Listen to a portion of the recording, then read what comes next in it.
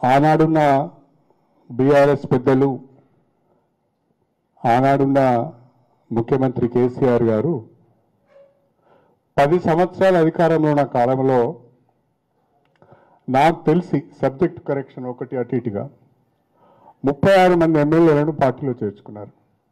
36 మంది, ఒకటి కాదు రెండు కాదు, 10 సంవత్సరాల కాలంలో 2 టర్మ్స్లలో కాంగ్రెస్ పార్టీ వాళ్ళని చేర్చుకున్నారు, వైఎస్ఆర్సీపీని చేర్చుకున్నారు, తెలుగుదేశంను చేర్చుకున్నారు, బీఎస్పీని చేర్చుకున్నారు, సిపిఐని కూడా చేర్చుకున్నారు.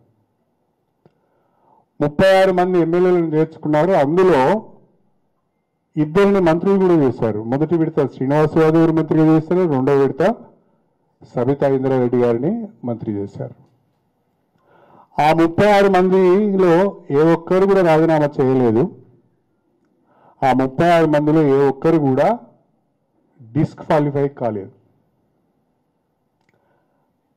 కానీ ఈరోజు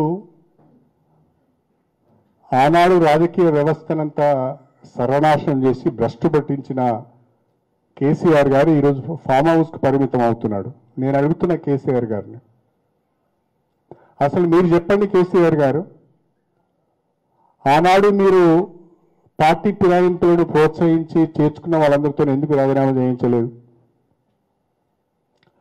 ఆనాడు లేని రాజకీయ విలువలు, ఆనాడు లేని నైతిక విలువలు ఈ రోజే మీకు గుర్తుకొచ్చినాయా? అధికారం కోల్పోయిన తర్వాత గుర్తుకొచ్చినాయా?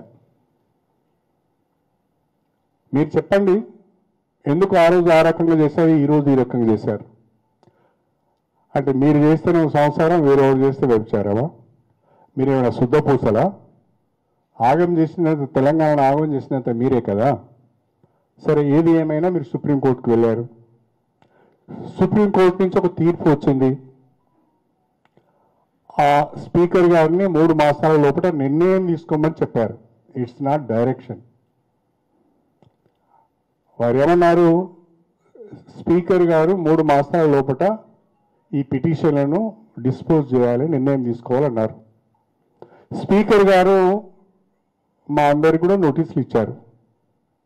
నాకు ఆ నోటీస్కు రిప్లై ఇవ్వడానికి నాకు ఇంకా టైం ఉన్నది. వారు ఒక్కొక్క ఎమ్మెల్యేకి ఒక రకమైన టైం ఇచ్చారు. వారు ఆ టైం లోపల తప్పకుండా నేను నా రిప్లై ఇస్తాను. కాకపోతే ఏంటి అంటే,